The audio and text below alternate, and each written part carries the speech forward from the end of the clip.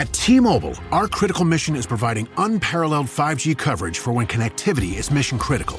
Introducing T-Priority, America's best 5G network experience for first responders, even in times of congestion. More capacity, faster speeds, better coverage. T-Priority from T-Mobile, built for tomorrow's emergencies, ready today. Discover more at t-priority.com. For qualifying organizations on eligible rate plans, coverage not available in some areas and may be impacted by emergencies. Over the past several days, 3 females have been found dead. Looks like someone's going after these girls. Then they have to know to watch their backs. Streaming March 13th. You really want what happened to this woman that happened to you? Exactly why I need to keep going on this. Starring Emmy Award winner Amanda Seyfried. I'm worried about what you're gonna find. So am I. Long Bright River. A limited series. Streaming March 13th. Only on Peacock. Building a portfolio with Fidelity Basket Portfolios is kind of like making a sandwich. It's as simple as picking your stocks and ETFs, sort of like your meats and other toppings, and managing it as one big, juicy investment. Now that's pretty good. Learn more at fidelity.com/baskets. Investing involves risk, including risk of loss. Fidelity Brokerage Services, LLC. Member NYSE SIPC. EVO. This series contains adult language and depictions of graphic violence. Listener discretion is advised.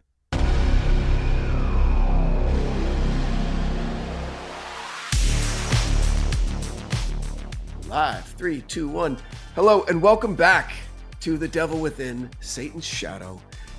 Bonus episode with the great Margot Carmichael, who was gracious enough to join us yet again, the host of Death by Southwest and writer and producer extraordinaire, who I'm lucky to call my friend and colleague, Margot Carmichael. Welcome back, Margot. Thank you. Thank you. That's quite the intro. I Yes. need to put that on my bio in LinkedIn Yes. or something.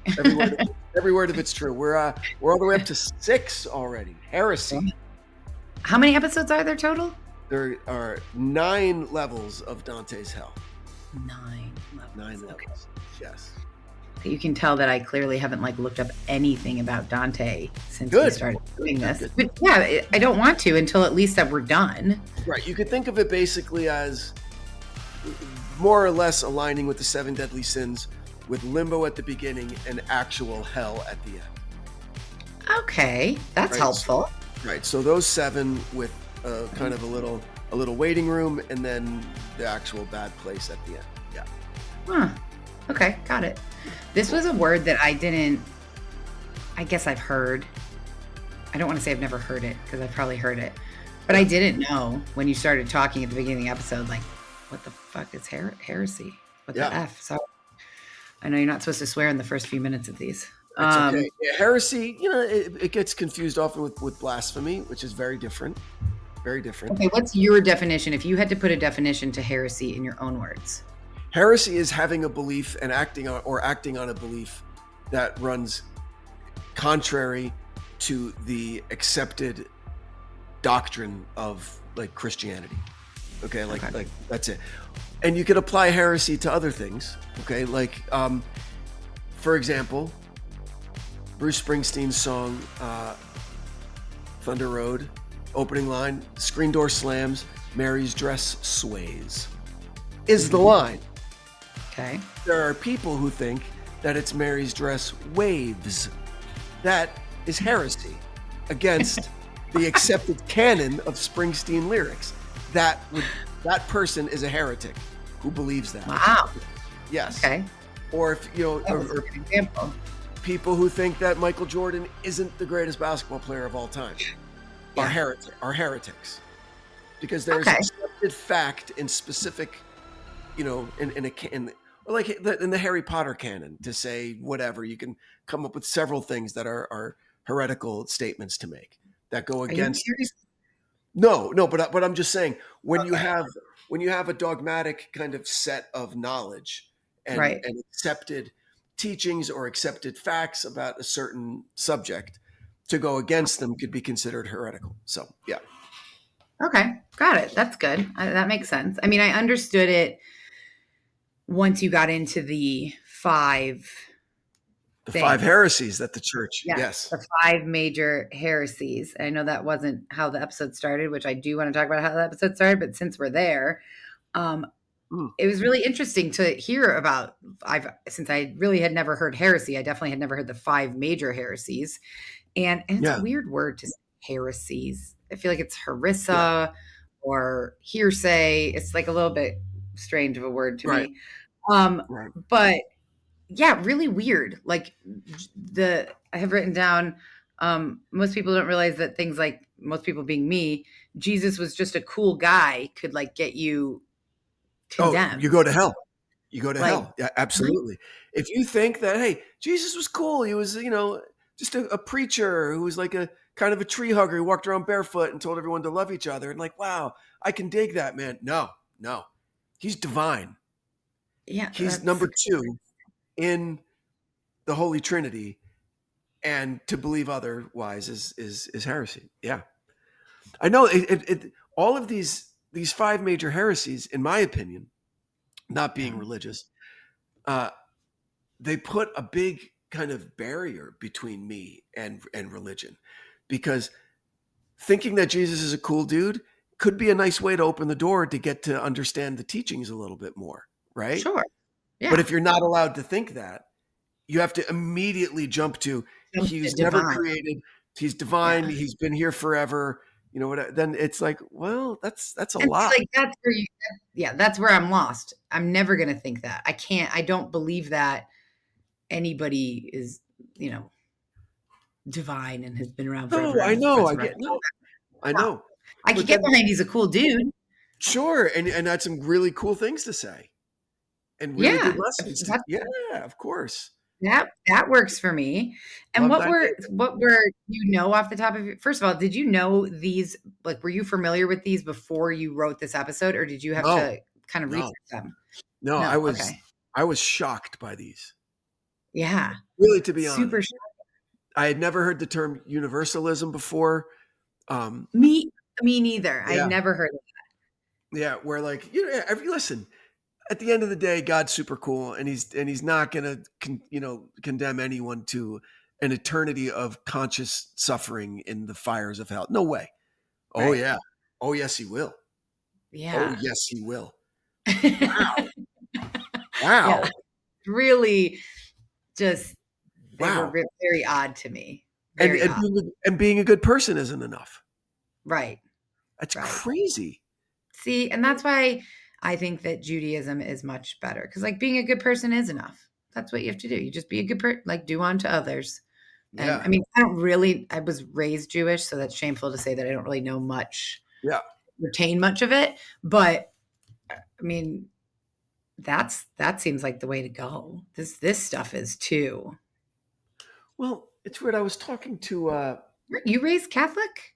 No, I'm raised completely Satan. Not even atheist. My family was like from a family of scientists, both sides. My grandfather was a professor at MIT. My mom is a mathematician. Yeah, my father's an aviator, and it's just there wasn't even like years, and I never knew any of that. Yeah, man, there wasn't even the word atheist wasn't even necessary in my house, because my grandfather was like, there isn't a word for not believing in leprechauns. Why do you need it? Right? It's just, I'm a leprechaunist. No, you don't need that either. I love that. Right. That's the question shouldn't be, why don't you believe in God? The question should be, why do you believe in God? And when there's really a lack of evidence. And so that's the thing. We were always prevented from believing things on bad evidence. I love that. I think that science should be that should be acceptable as a religion. Sure. The only difference is religion carries so much weight, which is like blind faith in something. Whereas the beautiful thing about science is that if you prove a scientist wrong, the scientist will thank you and say, wow, that's great. I've just learned something, and we've pushed the human race a little bit further.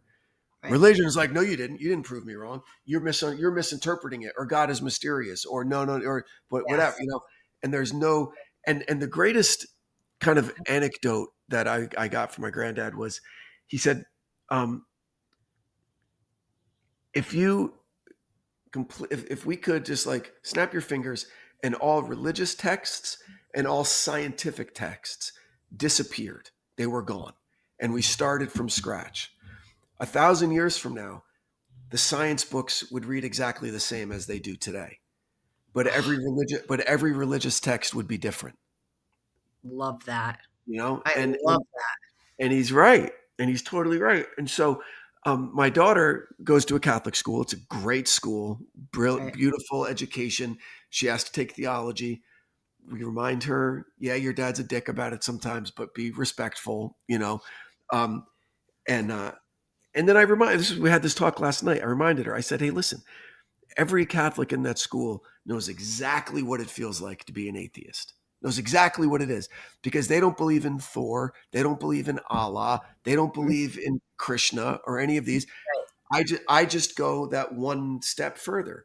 I just happen to not believe in any of them. Like, that's it. So it's just And the girls don't either, right? The girl, like, I'm assuming you're leaving it open. They can believe what they choose to believe, of course, but but I've they're done the same not thing. Ask for the evidence. That's it. Just ask for the evidence. right. And if you think that you see it, okay, super cool. I dated a girl in high school, right, who wasn't religious at all. She was 19. She was going to Ohio State. She got a call. Your dad had a brain aneurysm. He's about to die. Come, we're gathering the family. Come to his bedside. So she's there, and she had no idea what to do. She's just sitting there sobbing. Her dad saying goodbye to her dad. A nurse said, if you need some time to be alone, the chapel in the church is on this floor. It's right down the hall. And she goes, oh, okay. I'm not, the nurse is like, I'm not saying you're religious, but it's just quiet and you'll be alone. Sure. So she goes in there, and it happened to be a Christian funded hospital, right? So there's a big, cross with Jesus on it right there on the wall, a crucifix, excuse me. And she goes, and I figured, fuck it, save my dad's life. And he had a fucking miraculous recovery. Oh no! I mean, great for him. And for the next 10 years, she was full on. Yeah. Full on. I'm chilling with Jesus. She would start statements with, Branden, listen, I love Jesus, and I think because of that, we should go to Chipotle for lunch. Okay, like it was that. It was like that serious. Oh, okay? I can't. Yeah. She eventually, I understand that. Like, I Sure. can't fault her for that. To her, that was proof, and I can't fault her for that either. I can't fault her for that. So that's what I tell my kids. And proof is really kind of, it's in the eye of the beholder, right? Like that's how it was with Sunny, right? And so if they think they're my kids, I'm going to love them no matter what, No, I know. And so, I can't, and I'll probably piss off people by saying it, but like anyone who starts a sentence to me with, I love Jesus, I'm walking by. No, sure. Nope. See, I dig in. I want it all. I can't do it. Let's hash it out. Let's hash it out. I'm here for it. Yeah. I've had some, and my dad was raised Catholic. He went to Catholic school in New York. Yeah. And the second that he was able to leave home, he was believed in nothing and has never believed in anything. Told my mom, raise them however you want, but I'm not going to church or temple. I'm not doing it. I think he came to temple a couple times just to be like a good sport. And my mom always raised us with like, believe in something. You could, even if it's like animals, That's even if my it's wife. the universe, like believe in something, and that would make her happy. I don't really, but it's a nice thought. That's my wife. That's my wife. I don't claim to know for sure. Because then that would make me like them, right? Like, all I'm saying is, really, convince me. Convince me. That's all. And I haven't been convinced. Haven't been convinced. I haven't found anything that a religious person is able to do that I can't do myself without the help of religion. I can be charitable. I can be good. I can be a good dad. I can be a good neighbor. I can volunteer. I can do all of that. You don't need religion to do any of those things. But you know what you need religion to do, though? A lot of bad shit. Oh, yeah, because then you have an excuse. Like the Crusades, okay? Like, whatever. Yeah. Well, and I mean, you could look at Satanism. I mean, right? It's a religion of sorts, Yeah. kind of, and people blame. So, I mean, like, how many episodes of Law and Order is somebody like, I did it because Christ this or Yeah. whatever. I can't that no. And I had somebody told me that because I had Jewish blood, I was going to burn in hell when I was like Sure. 11. Oh, that seems super cool. That seems Yeah, she's inclusive a good and friend too. from a loving God. That's awesome. Yeah, That's yes. She awesome. was like a hardcore Christian, and it was never a problem for me. Like, I don't believe Right. in anything really, even at that age. But I go to temple because makes my mom happy. And she Hardcore told me Christian. that. Yep. Oh Hardcore my, Christian who, by the sheerest coincidence, happened to be born in America right, right, and raised Christian. If she was right, born in India, she'd be a Hindu. Really? right. Born in Yep, Pakistan, you're going to be a Muslim. Great. yep, Happened to be born here. So yeah, good. yep. What And told me, luck? What luck? Born and to I'm the so right one. unlucky because I have Jewish blood in me, Yes. so Oh, I am burning in hell for all of eternity. She actually started crying and was oh, how like, dare you? "I'm just How dare scared you? for you." And I was like, "Why? We're just playing. Like we were like 10 or It 12." doesn't so she wasn't born believing that, Clearly, no. right? So she was taught that, and for me, Yeah, that's child abuse to lie to kids like that. absolute. I think that's like a Yeah, horrific thing to teach yeah, anyone. same. It's just we could go down this road forever. For a long time, yes. But anyway, so Um, those are the 5 heresies, and the main ones that the church is contending with nowadays, that they just want to make sure that everyone knows that there is no path but through redemption through Jesus. That's it. Or you can therefore depart into everlasting fire. No, thank you. right. Okay.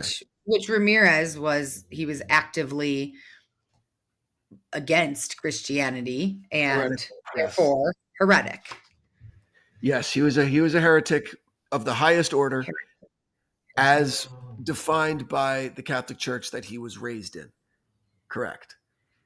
Correct. Okay, I don't know where to go. I'm going to ask these questions since we're talking about religion. So I wrote down: do you think that he saw his crimes as like religious acts, or it was just rebellion or whatever it might, or just his it was nothing to him. It was just he was just doing it without thinking. I think as he progressed, as we'll see in the next episode, they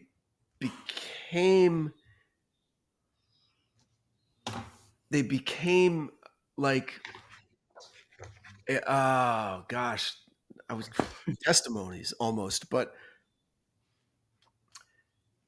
he started thumbing his nose at Christianity, and I think they became defiant acts of Satanism towards the end. Yes. Okay, got it. I That don't makes think sense. I don't think it started that way.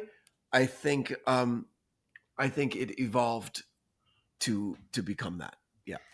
Now, do you think that he actually believed in Satan, Mm. or that it was like rather than actually believing in Satan, he like so much was against Christianity that Satan seemed like the best thing to like rebel against that? Or I mean, there's a million other or I situations think where here's what I Satan. think. That's a great question. And I think that this episode, what happened with Whitney Bennett, was Yeah. a big turning point for him. Okay. Yeah. That up until then, he had like a casual relationship with the satanic aspects of his belief. He would leave some pentagrams sometimes. But when he felt he was confronted with Mm. Jesus was in the room, right? That from there on out, the best shot he had in his war with Jesus was the devil. Satanism. Right. Okay. Oh, that's Yeah. a really good way to explain it, actually. That makes complete sense to me. And you'll see in the next episodes how the satanic elements kind of are increased Okay. because he felt he had this run-in with Jesus.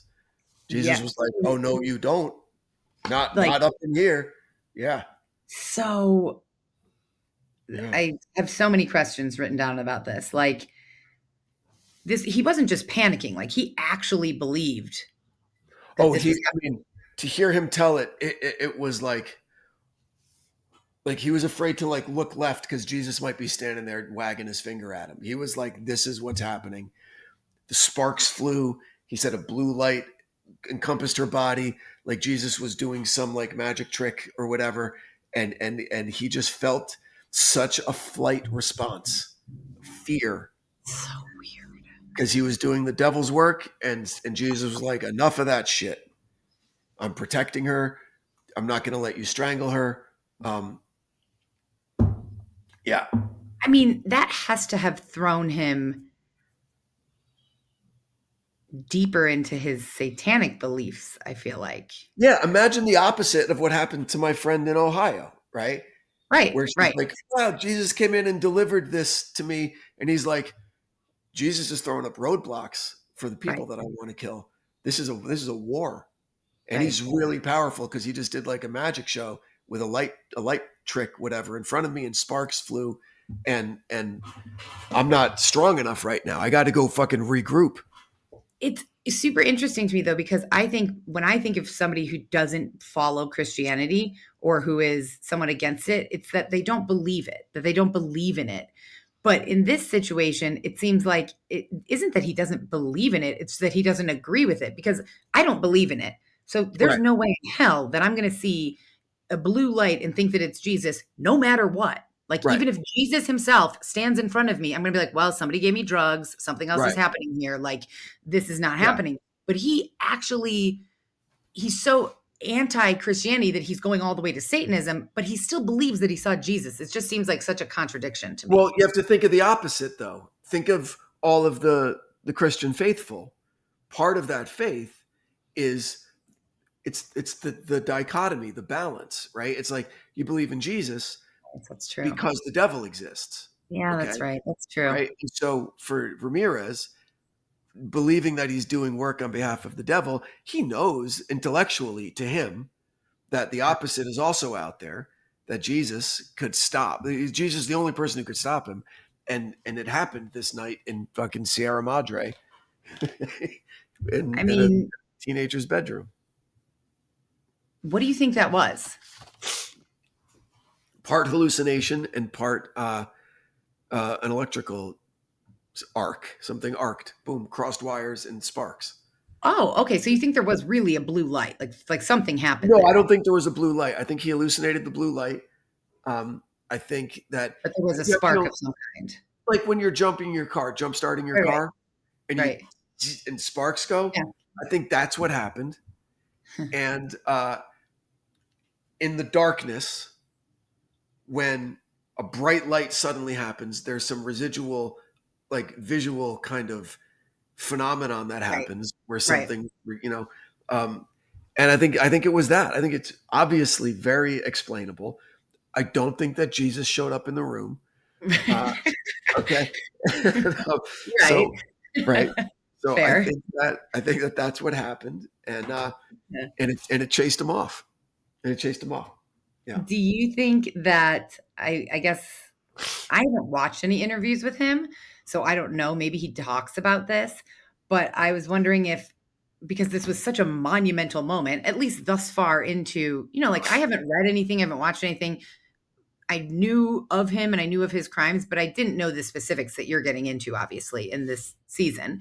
And so I don't want to look anything up or like know anything until we're totally done. And then I'll probably deep dive into Ramirez, and like, because I want to see him talk and stuff.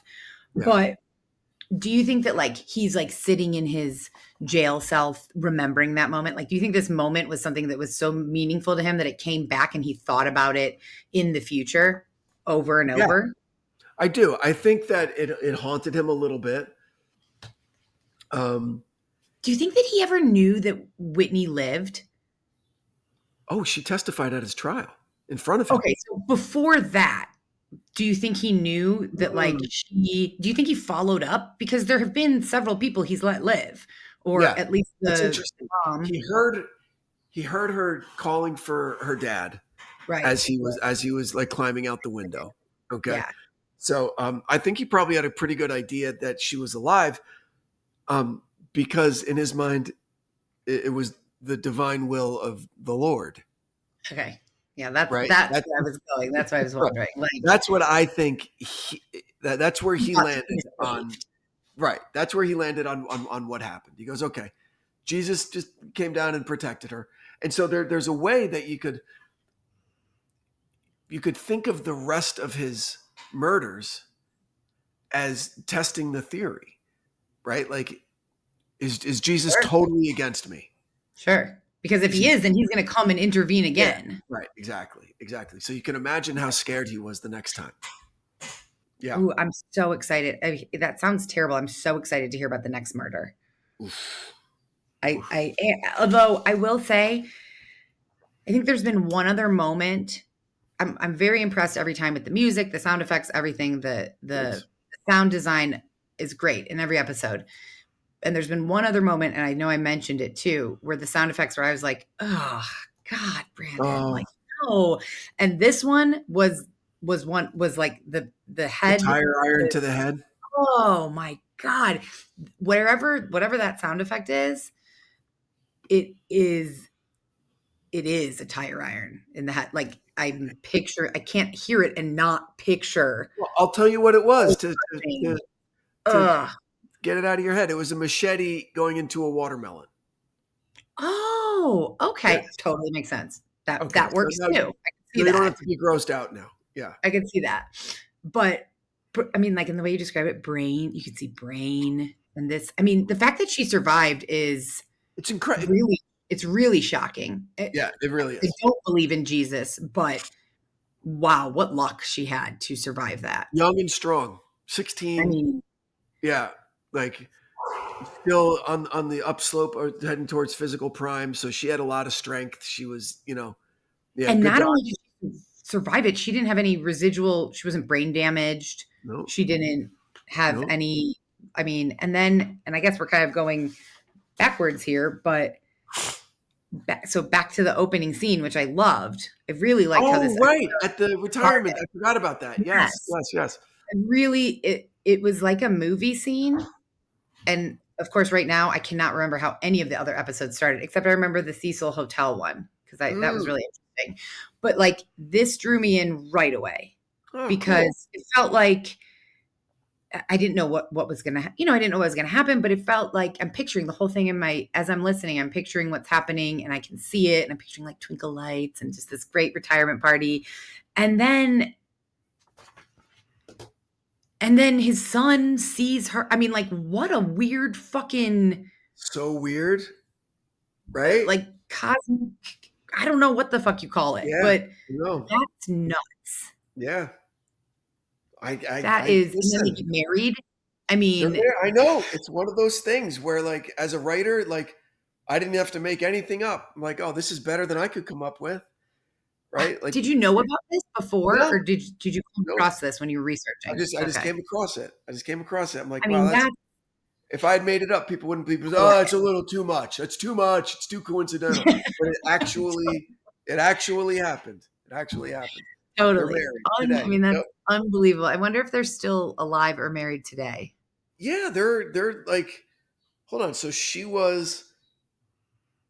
Well, yeah, I guess 16, this was just in the 80s. She was 16. She was 16 in 85, so she'd be 55. She's 55 years old today. Yeah. Oh, okay. So she's young. Yeah. Wow. Yeah, I bet they're still married. Yeah. Hey, it's Bill Simmons from the Bill Simmons Podcast here to tell you about Michelob Ultra Courtside. It's getting fans closer to the NBA with a chance to win prizes like courtside seats, a trip to All-Star Weekend, and much more. Check it out at MichelobUltra.com/courtside. Michelob Ultra Superior Access, Courtside 24-25 sweepstakes, no purchase necessary. Open to U.S. residents 21 and up. Begins on October 1st, 2024, ends July 1st, 2025. Multiple entry periods. Visit MichelobUltra.com/courtside for free entry deadlines, and official rules. Message and data rates may apply. Void where prohibited. We off? 30 seconds of carefree bliss. Oof, like wind in your hair carefree. Oh, like using Clorox Disinfecting All-Purpose Cleaner in the home carefree. Yes. Like Doc slobbing on the coffee table and cleaning it with Clorox Carefree. He's on a roll now. Spit toothpaste on the faucet. You got it.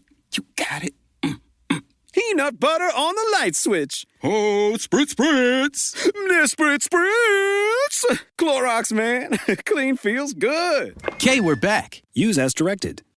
Are you still quoting 30-year-old movies? Have you said cool beans in the past 90 days? Do you think Discover isn't widely accepted? If this sounds like you, you're stuck in the past. Discover is accepted at 99% of places that take credit cards nationwide. And every time you make a purchase with your card, you automatically earn cash back. Welcome to the now. It pays to Discover. Learn more at discover.com/credit card.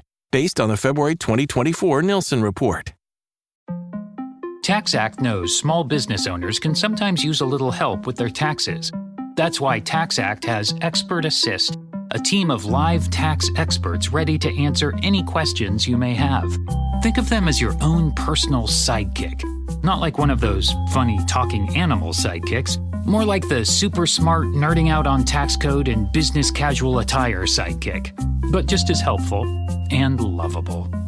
TaxAct. Let's get them over with. It's really crazy. She survived Ramirez, attacked by Ramirez, and then married the detective who was investigating him's son. It just, I know you already know that, but just even saying it is crazy. And not just she survived. It's like she survived and then insisted on testifying to kind of take her power back. Good. Okay. Goes through all of the surgeries, goes through whatever, trauma counseling, and does everything right. And then wants to speak at Salerno's retirement. She goes just to say thank you, because he was there the whole time through her whole recovery, making her feel safe. It's okay for you to testify. This guy's not going to get you ever again. Boom, we put him away. It's there. Great. So she gets up there and then catches the eye of the son. Yeah, the way you described that was great. Yeah. Great. He was like, oh shit. He was about to be all like, hey, the bar's free, so I could, but whatever. As she's rising, oh yay! He's like, what the fuck is going on? Yeah. It's a great opening to the episode, and you painted the picture really well. It was very, very cool. Really interesting tidbit to learn for sure. And so I'll tell you what breaks my heart in this episode. Okay. Did you see, and I love stuff like this because it happens all the time, but did you see The Curious Case of Benjamin Button? The Brad Pitt movie. No, I know what it is. So there's this one sequence in it that explains why Cate Blanchett isn't a ballerina anymore. Mm-hmm. And it backs all the way up. It's like, because she slept 5 minutes later than she was supposed, and then this happened, and then she waited to make her tea, but then she rushed, and someone held the elevator door for her, so she didn't have to wait. But if any of those things had happened a little sooner or a little later, she wouldn't have gotten hit by a car. Right. Okay. Right. That stuff really. Yeah, like you never know. And with this, it was like phone rang, the call was for her dad. She opened the window to say dad, phone call, and didn't. You're right. No, that is right. So that's like that's it. Who would have known that this lunatic, trained by a Green Beret serial killer and a peeping Tom, how to move silently through the shadows and spot open windows and all of that, was gonna decide to get off the freeway in Sierra Madre that night. You know? That is sad. And that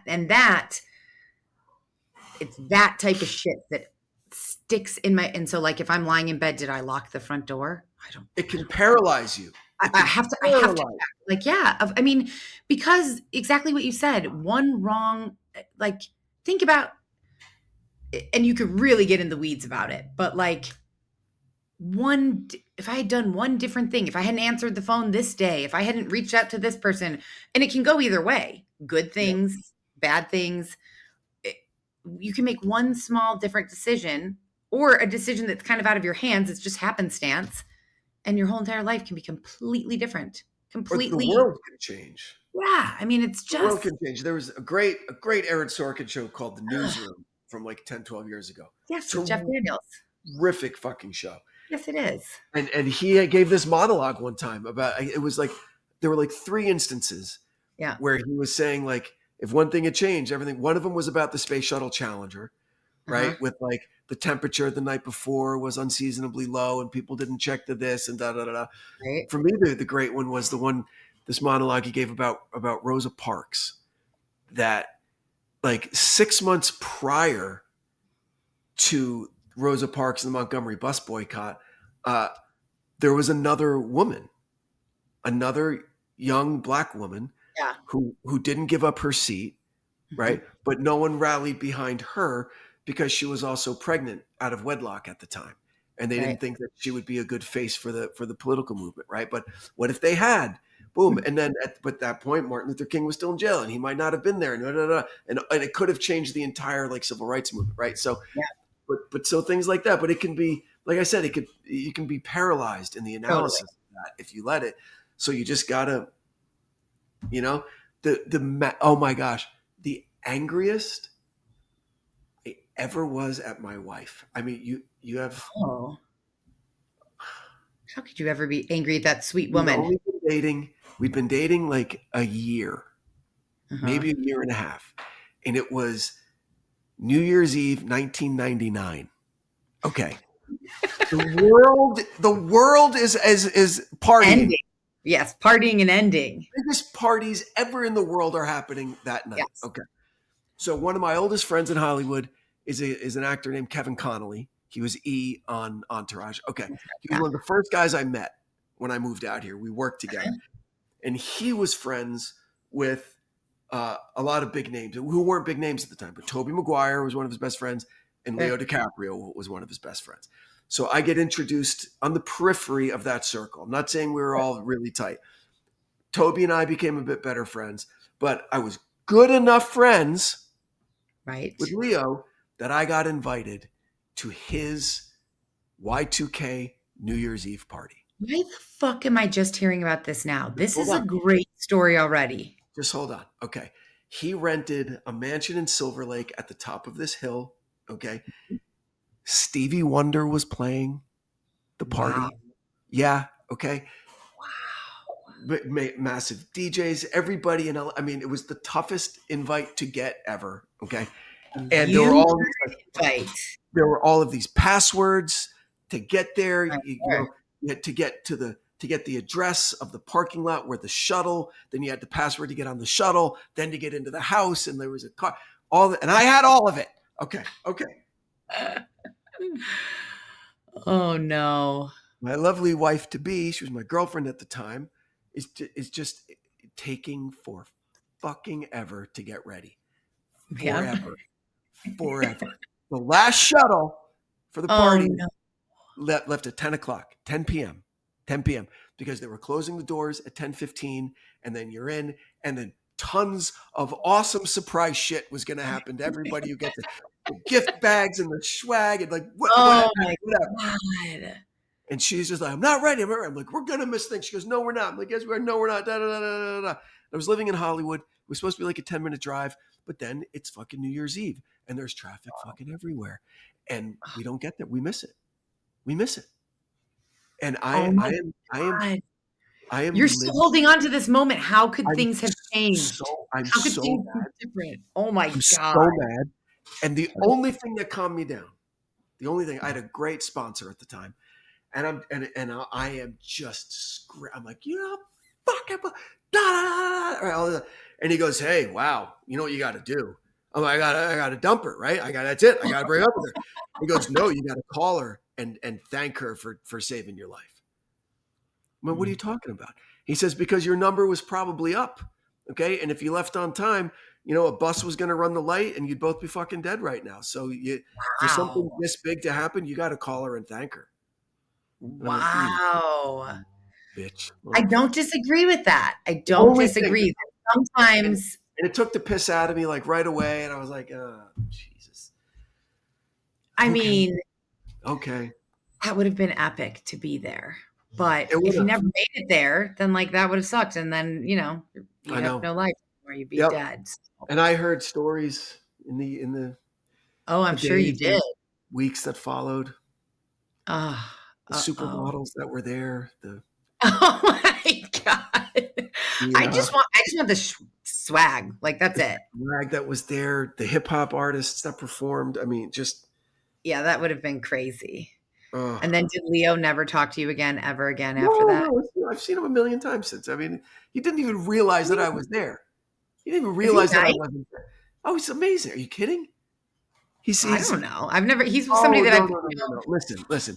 He I've heard is nothing really about him from people. Like I've heard things from you, from Jason, from Dana about all different celebrities. absolute And mensch. Really, just Oh, I mean, take the celebrity away, and he is just one of those loyal friends that would like fucking walk into traffic for you. You know what I mean? Just like he's all about his crew. Like that's it. He's all about his friends. Yeah.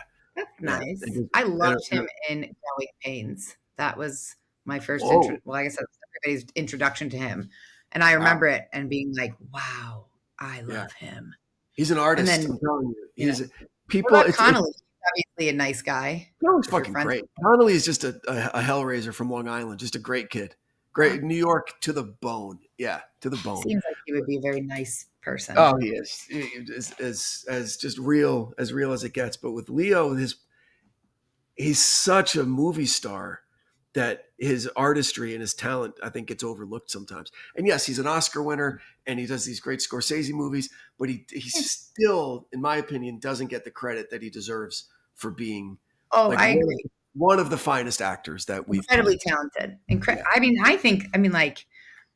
the Scorsese, I love The Departed and all of the movies that he's done. I basically like, but like Gilbert Grape, Basketball Diaries. Come on. Those were amazing. Like he was young and he was incredible. Free. He allows himself a freedom that's so hard to find. Yeah. But then look at him in like Wolf of Wall Street. You know how difficult? Oh my God. What a great one. Difficult that is to play that fucked up and then to also be that charismatic kind of guy. And then, nailed it. Good. Nailed it. Yeah. So good. Yeah. He's incredible. But, I'm glad that I almost said her name, but I'm glad that your wife kept you from going to that party, because if you had died, then I would never know you and that would be tragic. There you go. And so it's an interesting, it's a very healthy way to look at missed opportunities. It sure is. I mean, that is an amazing sponsor. That's a very glass half full, positive take on that, because I would have probably been pissed too. Oh gosh, I was so mad. What's the name for, isn't there, I don't know why I keep thinking, I know it's not the butterfly effect, but there's a name for I think it is the butterfly effect. Is it that phenomenon that like one thing changes and then it changes the course? The butterfly effect. It comes from, a butterfly flaps its wings in China, and you have rain instead of sunshine in Central Park. Right. Because a little flutter can affect the weather and everything. Yes. Right. Yeah. Okay. That's chaos theory, butterfly effect, whatever. Yeah. Interesting. Wow. Okay, that was a good tangent. Oh, yeah, that was tangent. Whoops. The only other things I have here, the Avia, and I talked about Avias in my podcast, because the one I did on, I guess it wasn't this past one, maybe the one prior to that, there was Avias. Like the victim was wearing a V. Yes, it was the last one I did. She disappeared. We never saw her again, so we don't know what happened to her. But when she went out for her bike ride that day, she was wearing her Avias, and it was 1988. There you go. Avias were top of the food chain. Well, not quite. Nike, Jordans had taken over by then, but Avias were still on a pretty good market share. Yeah. Yeah. And so when I read the description of what she was wearing, I was like, Avia. I was like, Richard Ramirez wore Avias. Right. Because I had never heard of them before. The whole footprint thing shocked me. I'm like, why don't you hear about it more? And actually, we should be hearing about it more. It's one of the most collected, evidentiary kind of elements in police investigations. Yeah. Well, you're totally right. As soon as you said that, I was thinking like, in all the cases, in all these different true crime cases I've covered, I don't know, maybe a couple. There's a footprint, a shoe print mentioned. Almost never. I remember never. I remember zero. Yeah. But there's got to be footprints. There have to be. Right? I mean, people walk and wear shoes. I was a guest on a podcast today with an investigative retired forensic guy. And I brought this up. And he says, more than you even know, they can get from a shoe print, right? They'll get, all right, so say they find a shoe print. Okay. Mm-hmm. And they can determine the wear pattern on the shoe print. Like if you drag your heel or if you pronate or whatever, right. If you have an injury, whatever, they can tell a lot from the shoe print to the point where not that it by itself could put somebody away, but say you're the murderer, we have your shoe print and we know you drag your left heel and you pronate your right foot. Okay. We could go into your closet and get another pair of your shoes and see if the left heel is dragging and the right foot is pronate. Right. And that will be added to the list of evidence. Yeah. It's pretty crazy. Yeah. That is, I mean, I didn't think of that either, but knowing that, like, that's fucking weird that we don't hear about that more, or that's not a more like crucial piece of evidence in investigations. And I just did episode 96. So 96 different murders. Yeah. And you're right. I mean, I want to say there's been a shoe print mentioned in a couple, but maybe not. I mean, maybe one. That's not. Right, but also it's the most destroyed, because think about it. Say the first person to arrive at the scene, a lay person, is just going to be running around going, "Oh my God, are you okay?" and running around. And then there's a ton of shoe prints there that have. Well, and outside there's, a million things. Right. Wind, rain. Right. The person has nothing to do with it. Right. Right. It's not the victim or the perpetrator, but their shoe prints are everywhere. So it's tough one to keep pristine. Now, do you think, because he's left a shoe print, this is now what, time 3, 4? I mean, he's left multiple 5. Yeah, he's left multiple shoe prints. So at this point, I'm wondering, is he just being reckless? Is this arrogance? He doesn't know. But like, he's not careful. I mean, so it is, I mean, that's reckless then. He doesn't know because he's not paying attention. Me. He's like me. He's not thinking that that's anything important. He's wearing gloves. There's no fingerprints on the tire iron. Okay. No fingerprints anywhere yet. So he's wearing gloves. So he's not worried about leaving shoe prints. He left one in wet concrete, for fuck's sake. Right. So he's not worried about it. Because he's thinking there's a million people wearing Avias. I don't even think that even that entered his mind. You don't think he didn't even register it? Didn't even register that this could be traceable. Didn't even register to him until it does. But that's in episode 8, which is called Treachery. Ooh, so the next episode's called Violence. Yes, it is. Which, like, I feel like every episode could be titled Violence at this point in one way or another. And so I'm a little nervous about you'll see why this one's called Violence. Yeah. The tire iron was an escalation. That was a lateral move, I think, because he had done blunt force trauma before. He'd done strangulation before. This was a lateral move. I don't know if this could be considered an escalation. The next episode will be an escalation. We could say an Uber escalation with regard to frequency of attacks. Okay, but this is different. I mean, bringing it with him. Yes. Like, that's different. So does that indicate like less impulsivity, more planning?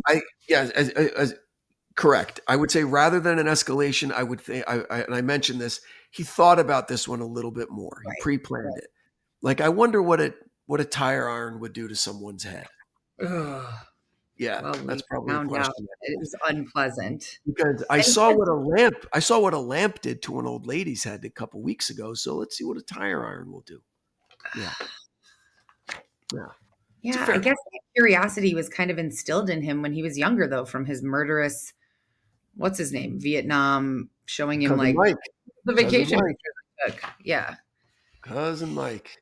Like, imagine if it was something like, I'm trying to recreate this Polaroid that my cousin showed me, right? Who knows? Who knows Well, where you he know if was that happens. inspired. Yeah. Oh, Oh my God. So, okay. So great. So next episode is going to be really cheerful and not hard to listen to at all, I assume. the next episode is going to be kind of just like a freight train. Just, just coming right at you. Yeah. So I'm assuming we see like a bit of well, you just said, didn't you, like possible escalation in the next one? Escalation in frequency of attacks. Yeah. Almost like he's getting desperate. And then he shows that desperation when he flees. He leaves the city for the first time. He leaves Los Angeles. That's right. That's what you say at the end, that he's leaving Los Angeles. Yes. Very intrigued to hear that. But listen, when you're sick like that, wherever you go, your problems go with you. So it's not like he could run away from them. Yeah. Right. Yeah. Awesome. Okay, I have one closing question for you. Oh, okay. Do you think that Ramirez ever had a single moment of doubt in his beliefs? Wow. And I don't know, because I only know him up until this point. You know him further, so you never know, right? You never know. Like, I don't think these televangelist dipshits on TV, I don't think they believe a word of what they're saying. I think they are. No, I'm being totally genuine in that. I think they know that they're charlatan grifters, and I think that they know that. So I would think that people like that are constantly doubting their beliefs, constantly. And then we just watched the movie Conclave, which was amazing, and you should watch really? it. Okay, I haven't seen it yet. Not beautiful, slow burn character study, great. And that's a real crisis. You see a guy in a crisis of faith, right? And like, okay. And it was portrayed really, really well. I don't even know what that would look like with Ramirez, and you could make an argument, especially how he behaved when his case got to trial, that it was all for show. It was all for show. You could make an argument that he didn't believe a word of it, that he just wanted to go murder people and was using Satanism as an excuse. Okay. You could also very easily make the argument that he firmly believed that Lucifer was dictating his actions. Okay, so arguments aside, what do you think? What do you think? I don't know. I can't, and I'm not trying to cop out on this. I think that there were too many other factors involved to really try and make an accurate guess, because of the X factor of the massive cocaine addiction, right? I don't know if he ever had a couple days of clear-headed thinking in the middle of all of this to stop and go, what am I fucking doing? Yeah. Like, really, what am I doing? No. Right. I don't think he did. So, gun to my head, LSD at like 10, you said. So his brain is. Gun to my head, I would say that he believed in what he was doing, and that he didn't doubt it for a second, because of how he just kept going and kept going and kept going. And the only thing that was going to stop him was his death or his capture. Right. I firmly believe that. Yeah. That's what I think. He believes it, at least at this point in what I know. That would be my thought too. So awesome. Anyways. Well, thank you again, Margot, and thank you everybody for listening. If you enjoyed the episode and you know someone who might like it, please share the episode. Please go follow Death by Southwest, hosted by Margot Carmichael. It's a great follow. You're going to love the show. And go over to Apple Podcast and rate and review Devil Within, rate and review Death by Southwest. Any little engagement really helps the algorithm a ton.